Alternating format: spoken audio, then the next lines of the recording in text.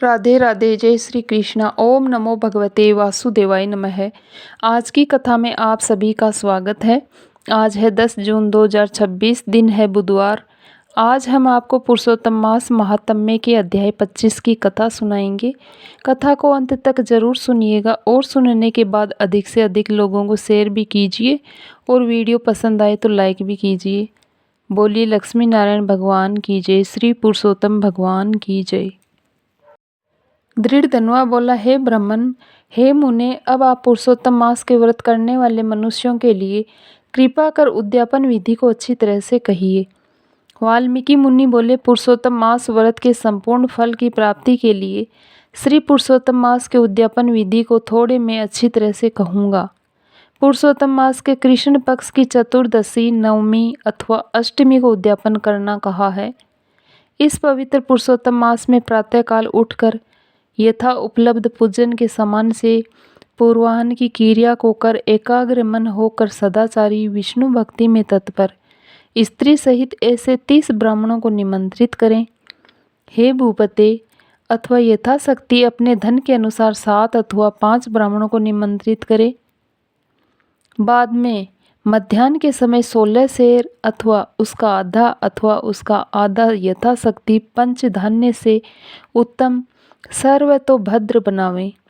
सर्वतोभद्र मंडल के ऊपर सुवर्ण, चांदी, तांबा अथवा मिट्टी के छिद्र रहित शुद्ध 4 कलश स्थापना करना चाहिए। 4 व्यूह के प्रीत्यर्थ चारों दिशाओं में बैल से युक्त उत्तम वस्त्र से वेष्टित पान से युक्त उन कलशों को करना चाहिए। उन चारों कलशों पर क्रम से वासुदेव, हलधर, प्रद्युम्न और अनिरुद्ध देव को स्थापित करें। पुरुषोत्तम मास व्रत के आरंभ में स्थापित किए हुए राधिका सहित देव देवेश पुरुषोत्तम भगवान को कलश युक्त वहां से लाकर मंडल के ऊपर मध्य भाग में स्थापित करें। वेद वेदांग के सामने वाले वैष्णव को आचार्य बनाकर जप के लिए 4 ब्राह्मणों का वर्ण करें। उनको अंगूठी के सहित 2-2 वस्त्र देना चाहिए। प्रसन्न मन से वस्त्र, आभूषण आदि से आचार्य को विभूषित करके फिर शरीर शुद्धि के लिए प्रायश्चित गोदान करें। तदनंतर स्त्री के साथ पूर्वोक्त विधि से पूजा करनी चाहिए और वर्ण किए हुए 4 ब्राह्मणों से 4 व्यूह का जप कराना चाहिए और 4 दिशाओं में 4 दीपक ऊपर के भाग में स्थापित करना चाहिए। फिर नारियल आदि फलों के क्रम के अनुसार अर्घ्य दान करना चाहिए। घुटनों के बल से पृथ्वी में स्थित होकर पंचरत्नत और यथालब्ध अच्छे फलों को दोनों हाथ में लेकर श्रद्धा भक्ति से युक्त स्त्री के साथ हर्ष से युक्त हो प्रसन्न मन से श्री हरि भगवान का स्मरण करता हुआ अर्घ्य दान करें। अर्घ्य दान का मंत्र, हे देव देव, हे पुरुषोत्तम, आपको नमस्कार है। हे हरे राधिका के साथ आप मुझसे दिए गए अर्घ्य को स्वीकार करें। नवीन मेघ के समान श्याम वर्ण 2 भुजाधारी मुरली हाथ में धारण किए पीताम्बरधारी देव राधिका के सहित पुरुषोत्तम भगवान को नमस्कार है। इस प्रकार भक्ति के साथ राधिका के सहित पुरुषोत्तम भगवान को नमस्कार करके चतुर्थ्यंत नाम मंत्रों से तिल की आहुति देवें। इसके बाद उनके मंत्रों से तर्पण और मार्जन करें। बाद में राधिका के सहित पुरुषोत्तम देव की आरती करें। अब निराजन का मंत्र कमल के दल के समान कांति वाले राधिका के रमण कोटि कामदेव के सौंदर्य को धारण करने वाले देवेश का प्रेम से निराजन करता हूँ। अथ ध्यान मंत्र, अनंत रत्नों से शोभायमान सिंहासन पर स्थित अंतर्ज्योति स्वरूप वंशी शब्द से अत्यंत मोहित वज्र की स्त्रियों से घिरे हुए हैं। इसलिए वृंदावन में अत्यंत शोभायमान राधिका और कौस्तुभ मणि से चमकते हुए हृदय वाले शोभायमान रत्नों से जड़ित किरीट और कुंडल को धारण करने वाले आप नवीन पीताम्बर को धारण किए हैं। इस प्रकार पुरुषोत्तम भगवान का ध्यान करें।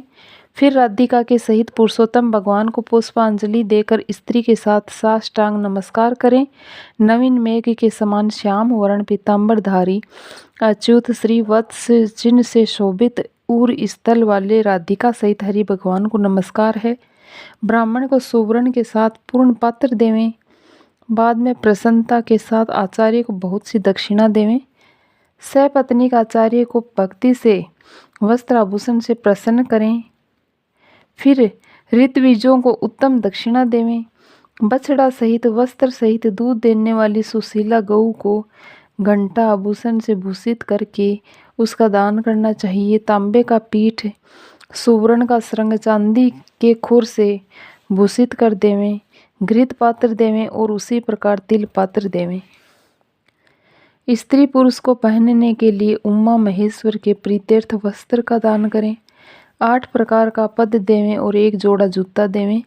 यदि शक्ति हो तो आयु की चंचलता को विचारता हुआ वैष्णव ब्राह्मण को श्रीमद् भागवत का दान करें। देरी नहीं करें। श्रीमद् भागवत साक्षात भगवान का अद्भुत रूप है। जो वैष्णव पंडित ब्राह्मण को देता है वह कोटि कुल का उद्धार करे। अप्सरा गणों से सेवित विमान पर सवार हो योगियों को दुर्लभ गोलोक को जाता है। हजारों कन्यादान, सैकड़ों वाजपेय यज्ञ, धान्य के 7 क्षेत्रों में दान और जो तुला दान आदि 8 महादान है और वेद दान है, वे सब श्रीमद् भागवत दान की 16वीं कला की बराबरी नहीं कर सकते हैं। इसलिए श्रीमद् भागवत को सुवर्ण के सिंहासन पर स्थापित कर वस्त्र आभूषण से अलंकृत कर विधि पूर्वक वैष्णव ब्राह्मण को देवें। कांसे के 30 संपुट में 30-30 मालपुआ रखकर ब्राह्मणों को देवें।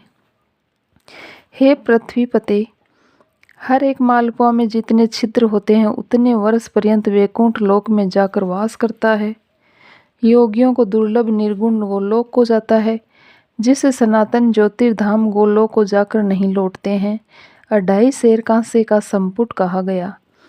निर्धन पुरुष यथाशक्ति व्रत पूर्ति के लिए संपुट दान करें अथवा पुरुषोत्तम भगवान के प्रीत्यर्थ मालपुआ का कच्चा सामान फल के साथ संपुट में रखकर देवें।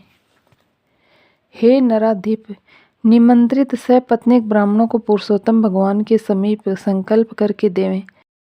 अब प्रार्थना लिखते हैं। हे श्री कृष्ण, हे जगत आधार, हे जगत आनंददायक अर्थात हे जगत को आनंद देने वाले, मेरी समस्त इस लोक तथा परलोक की कामनाओं को शीघ्र पूर्ण करें। इस प्रकार गोविंद भगवान की प्रार्थना कर प्रसन्नता पूर्वक पुरुषोत्तम भगवान का स्मरण करता हुआ स्त्री सहित सदाचारी ब्राह्मणों को भोजन करावें। ब्राह्मण रूप हरि और ब्राह्मणी रूप राधिका का स्मरण करता हुआ भक्ति पूर्वक गंधाक्षत से पूजन कर घृत पायस का भोजन करावें। व्रत करने वाला विधि पूर्वक भोजन सामान का संकल्प करें। अंगूर, केला, अनेक प्रकार के आम के फल, घी के पके हुए, सुंदर उड़द के बने बड़े, चीनी घी के बने घेवर, फैनी, खांड के बने मंडक, खरबूजा, ककड़ी का साग, अदरक, सुंदर नींबू, आम और अनेक प्रकार के अलग अलग साग। इस प्रकार 6 रसों से युक्त 4 प्रकार का भोजन सुगंधित पदार्थ से वासित गोरस को परोसकर कोमल वाणी बोलते हुए ये स्वादिष्ट है, इसको आपके लिए तैयार किया है, प्रसन्नता के साथ भोजन कीजिए। हे ब्राह्मण, हे प्रभु, जो इस पकाए हुए पदार्थों से अच्छा मालूम हो उसको मांगिए। मैं धन्य हूँ, आज मैं ब्राह्मणों के अनुग्रह का पात्र हुआ, मेरा जन्म सफल हुआ। इस प्रकार कहकर आनंद पूर्वक ब्राह्मणों को भोजन कराकर तांबुल और दक्षिणा देवें।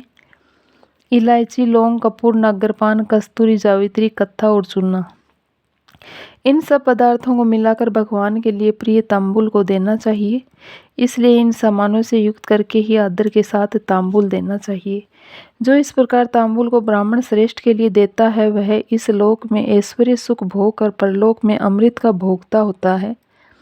स्त्री के साथ ब्राह्मणों को प्रसन्न कर हाथ में मोदक देवें और ब्राह्मणियों को विधि पूर्वक वस्त्र आभूषण से अलंकृत कर वंशी देवे। सीमा तक उन ब्राह्मणों को पहुंचाकर विसर्जन करें। मंत्रहीनम क्रियाहीनम भक्तिहीनम जनार्दन यत पूजितम मया देव परिपूर्णम तदस्तु में। और इस मंत्र से पुरुषोत्तम भगवान को क्षमापन समर्पण करके यस्य स्मृत्या तय च नामोक्त्या तपो यज्ञ क्रियादिषु न्यूनम संपूर्णताम याति सद्यो वंदे तम चूतम। इस मंत्र से जनार्दन भगवान को नमस्कार कर जो कमी रह गई हो वह अच्युत भगवान की कृपा से पूर्ण फल देने वाला हो, ये कहकर यथा सुख विचरें। अन्न का यथाभाग विभाग कर भूतों को देखकर मिथ्या भाषण से रहित हो, अन्न की निंदा न करता हुआ कुटुंब जनों के साथ भोजन करें। अमावस्या के दिन रात्रि में जागरण करें। सुवर्ण की प्रतिमा में राधिका के सहित पुरुषोत्तम भगवान का पूजन करें। पूजा के अंत में सपत्नीक व्रती प्रसन्नचित्त हो नमस्कार कर राधिका के साथ पुरुषोत्तम देव का विसर्जन करें। फिर आचार्य को मूर्ति के सहित चढ़ा हुआ सामान को देवें। अपनी इच्छा अनुसार यथा योग्य अनुदान को देवें। जिस किसी उपाय से इस व्रत को करें और उत्तम भक्ति से द्रव्य के अनुसार दान देवें। स्त्री अथवा पुरुष इस व्रत को करने से जन्म जन्म में दुख, दारिद्र्य और दुर्भाग्य को नहीं प्राप्त होते हैं।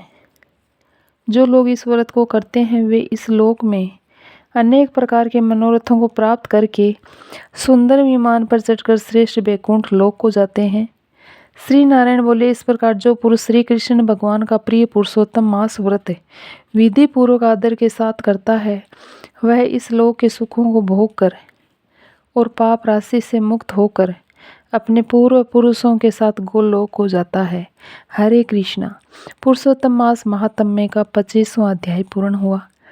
इससे आगे की कथा अगले अध्याय में जरूर सुनिए। एक बहुत ही सुंदर कहानी है। एक बार भगवान ने मंदिर जाने का निश्चय किया, जो वे बहुत कम करते हैं। इसलिए उन्होंने पुजारी को स्वप्न दिखाया। उन्होंने कहा, मैं कल मंदिर आ रहा हूँ। तो पुजारी ने कुछ अलग करने के लिए मंदिर की सफाई शुरू कर दी। हिंदू मंदिर अन्य मंदिरों की तुलना में थोड़ा अधिक अव्यवस्थित होता है। लोग हर जगह पानी प्रसाद बिखेर देते हैं। इधर उधर फूल पड़े रहते हैं और कुछ सूखे फूल भी मिल जाते हैं। तो उसने कहा, ठीक है। वह सफाई करता रहा और उसने सभी लोगों से कहा, आज भगवान मंदिर आ रहे हैं। मंदिर आने वाले लोगों को भी विश्वास नहीं हुआ। वे कहने लगे, अरे पुजारी को क्या हो गया है? उन्हें उस पर दया आ गई। शायद उसे मनोचिकित्सक की ज़रूरत है। आज वह कुछ बहुत अजीब बातें कर रहा है, जैसे भगवान मंदिर आ रहे हैं। उनका भी विश्वास नहीं रहा। कुछ लोगों को उस पर दया आई। कुछ लोगों ने मनोचिकित्सक को फ़ोन किया, लेकिन किसी तरह पुजारी ने सारी व्यवस्था कर दी। वह फूल लाया, उसने मंदिर को सजाया और फिर वह इंतज़ार करता रहा। शाम ढलने के बाद 5 बजे, 6 बजे, 7 बजे एक और सह पुजारी आया। उसने कहा, अरे तुम पागल हो? वह उसे हतोत्साहित करने लगा। क्या तुम्हें क्या लगता है? क्या तुम्हारे साथ कुछ गड़बड़ हो गई है? शुरू में तो लोगों को थोड़ी उम्मीद रहती है, लेकिन जैसे जैसे समय बीतता गया, हर कोई, यहाँ तक कि वे 1-2 पागल लोग भी जो उसके विचार को समझ सकते थे, उसे हतोत्साहित करने लगे। और क्योंकि हर कोई उसे हतोत्साहित कर रहा था, उसने सोचा शायद उसे खुद पर शक होने लगा, शायद मुझे मति भ्रम या भ्रम हुआ हो, ये सच नहीं है। तो वह 11 बजे तक इंतज़ार करता रहा। किसी तरह जागते रहने की कोशिश की। थोड़ी चाय पी तो वह 12 बजे तक जागता रहा, फिर सो गया। और फिर आधी रात को उसने दरवाजे पर किसी के दस्तक देने की आवाज़ सुनी। भगवान भी दिन में आने से डरते हैं, क्योंकि उन्हें गिरफ्तार कर सकता है और उन्हें सज़ा दे सकता है, उनका कोर्ट मार्शल कर सकता है। आपने मेरे साथ ऐसा क्यों किया? आपने मेरे साथ ऐसा क्यों किया? कई सवाल थे, इसलिए उन्होंने आधी रात को आना बेहतर समझा। उन्होंने दरवाजे पर दस्तक सुनी और फिर पुजारी उठकर कहना चाहते थे, देखो मुझे दस्तक सुनाई दे रही, शायद भगवान आ गए हैं। उनके साथ उसी कमरे में सो रहे सह पुजारी ने उसे डांट कर फिर से सोने को कहा। नींद में डूबे हुए उन्होंने कहा, ये सब फालतू के विचार छोड़ो और सो जाओ, नहीं तो मैं अभी पागल खाने फ़ोन कर दूंगा, ये बहुत हो रहा है। ये सुनकर वह आदमी सो गया। और सुबह जब उसने मंदिर का दरवाज़ा खोला तो उसे पैरों के निशान और रथ का पहिया मिला। उसे बहुत अफसोस हुआ। भगवान सचमुच आए थे, सचमुच दस्तक दी थी और वह चूक गए थे। उसे बहुत दुख हुआ, बहुत बुरा लगा। ये एक प्यारी कहानी है। यही होता है, भगवान हर पल आपको पुकार रहे हैं। वह आपके माध्यम से गा रहे हैं। वह आपको पक्षियों की आवाज़ में, उस छोटे से जानवर जीव की आवाज़ से जगा रहे हैं। देखो कितनी सुंदर है, कू कू, कुछ ऐसा जो वह कहता है, ये पूरे वातावरण को भर देता है। अगर आप इसे सुनते हैं तो आपका दिल चमकने लगता है, आपके अंदर कुछ होता है, आप और अधिक जीवित हो जाते हैं, आपके जीवन में प्रेम बहने लगता है। क्या आपने सुबह पक्षियों का चहचहाना सुना है? ये पक्षियों की आवाज़ में आपके लिए गा रहे हैं। वह आपको हर सुबह जगा रहे हैं, लेकिन हम उन्हें पहचान नहीं पाते। हम इस भीड़ में, अपने मन में, अपनी अवधारणाओं में, अपने विचारों में उन्हें खो बैठे हैं। हम चाहते हैं कि भगवान हमारे बनाए स्वरूप में ढल जाएं। कहते हैं आपको ऐसे ऐसे वस्त्र पहन कर आना चाहिए। हमारे विचारों, हमारी अवधारणाओं में ढल जाएं कि भगवान को क्या करना चाहिए। हम वास्तविकता को स्वीकार करने को तैयार नहीं हैं। एक भक्त की उपस्थिति में ही देखिए भगवान सर्वव्यापी है, लेकिन भक्त दुर्लभ है। चाहे आप चाहें या न चाहें, भगवान सर्वत्र है। भगवान पत्थर में है, भगवान फूलों में है, भगवान कूड़ेदान में है, भगवान सर्वत्र है, लेकिन भक्त सर्वत्र नहीं है। इसलिए भगवान अपने भक्तों के पीछे पीछे चलते हैं।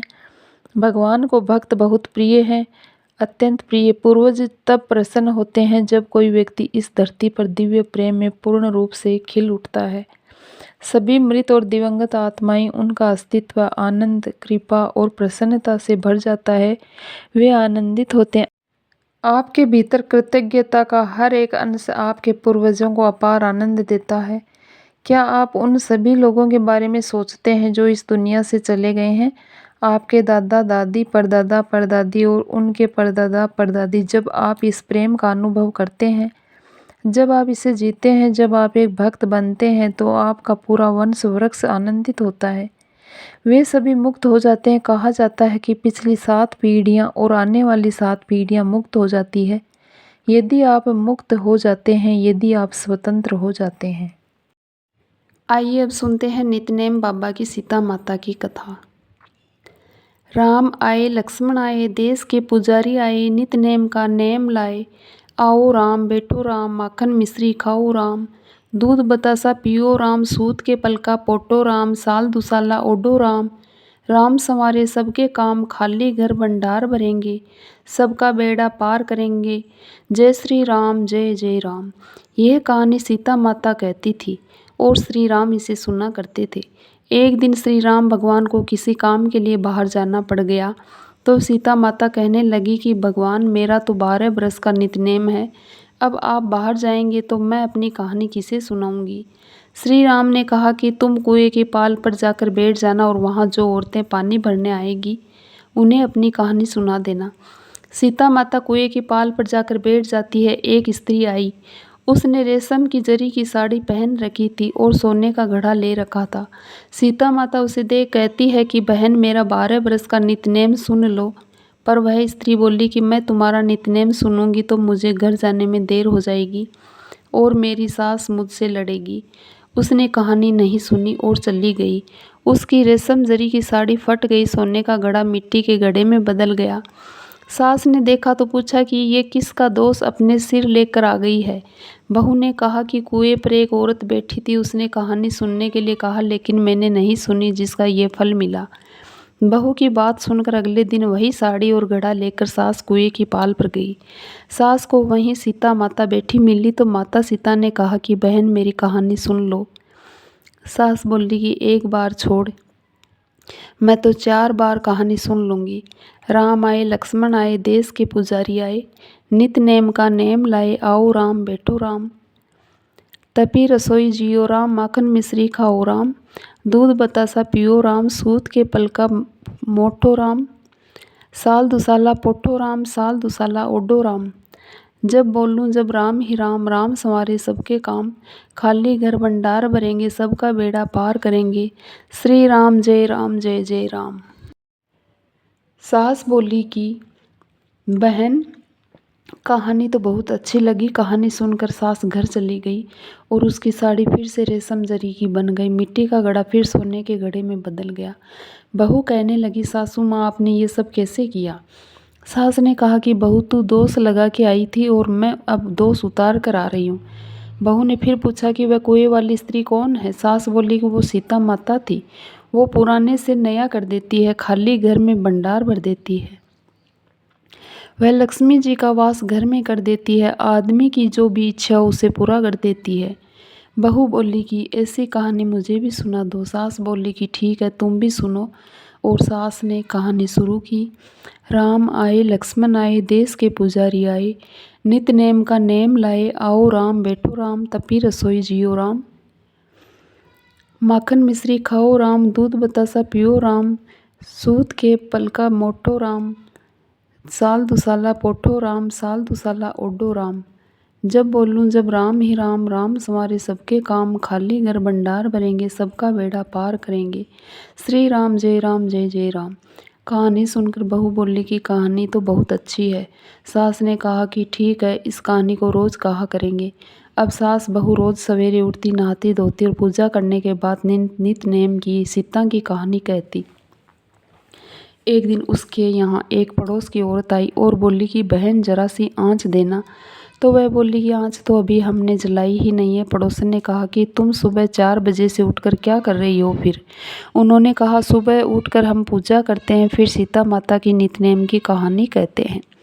पड़ोसन ने उनकी बात सुनकर फिर कहा कि सीता माता की कहानी कहने से तुम्हें क्या मिला?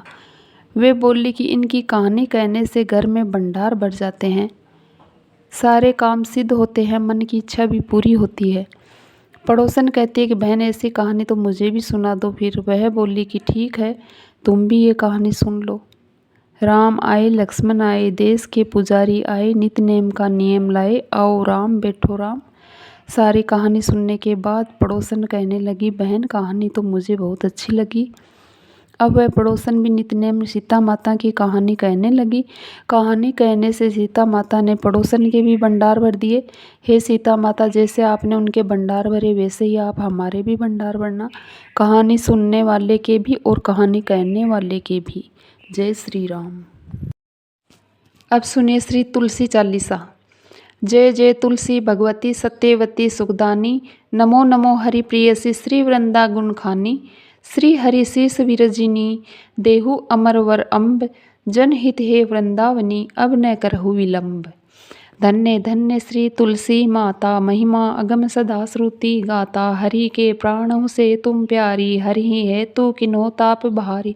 जब प्रसन्न है दर्शन दिन हो, तब कर जोरी विनय उसकी नो, हे भगवंत कंत मम होहु, दीन जानी जनी छाड़ाहु छोहु। सुनि लक्ष्मी तुलसी की बानी, दिन हो श्राप कद पर आनी, उस अयोग्य वर मांगन हारी, हो विटप तुम जड़ धनुधारी।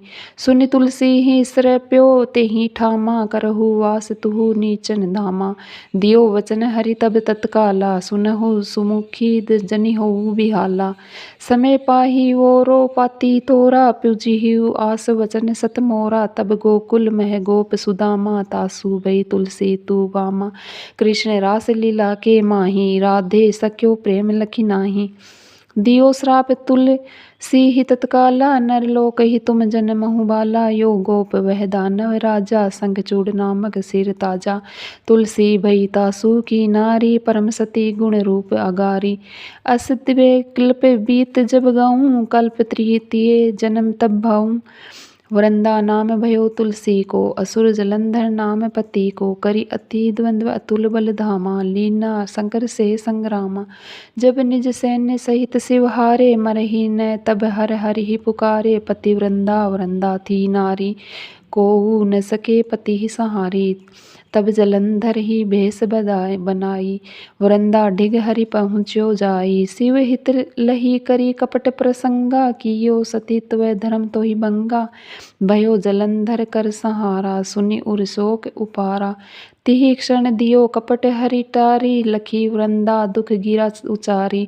जलंधर जस हत्यो अभीता, कोई रावण तस हरि सीता। अस परस्तर समरिधे तुम्हारा, धर्म खंडी मम पति ही सहारा। यही कारण लही श्राप हमारा, होवे तनु पाषाण तुम्हारा। सुनि हरि तुरत ही वचन उचारे, दियो श्राप बिना विचारे। लख्यो न निज कर तूति पति को, छलन चाहियो जब पार्वती को। जड़मति तुहु अस हो जड़ रूपा, जग मह तुलसी विटप अनूपा। धगव रूप हम शालिग्रामा, नदी गंडकी बीच ललामा। जो तुलसी दल हम ही चढ़ुइने, सब सुख भोगी परम पद पाइये। बिनु तुलसी हरि जलत शरीरा, अतिशय उठत शीस उर पीरा। जो तुलसी दल हरि सिर धारत, जो सहस्त्र घट अमृत डारत। तुलसी हरि मन रंजनी हारी, रोग दोष दुख भंजनी हारी। प्रेम सहित हरि भजन निरंतर, तुलसी राधा में नाही अंतर। व्यंजन हो छपनहु प्रकारा, बिनु तुलसी दल न हरि प्यारा। सकल तीर्थ तुलसी तरु छाई, लहत मुक्ति जन संशय नाही। कवि सुंदर एक हरि गुण गावत, तुलसी ही निकट सहस गुण गा पावत। बसत निकट दुर्वासा धामा, जो प्रयास ते पूरव ललामा। पाठ करहि जो नित नर नारी, होई सुख बासहि त्रिपुरारी। तुलसी चालीसा पढ़हि, तुलसी तरु ग्रह धारी। दीप दान करी पुत्र फल पावहि, बंदेउ नारी। सकल दुख दरिद्र हरि हार वे परम प्रसन्न, आसिये धन जन लड़हि, ग्रह बसहि पूर्णा अत्र। लाहि अभिमत फल जगत, मह लाहि पूर्ण सब काम। जेई दल अर्पहि तुलसी, तह सहस बसहि हरि राम। तुलसी महिमा नाम लख, तुलसी सुत सुख राम। मानस 40 रच्यो जग माहै, तुलसीदास। हरे कृष्णा।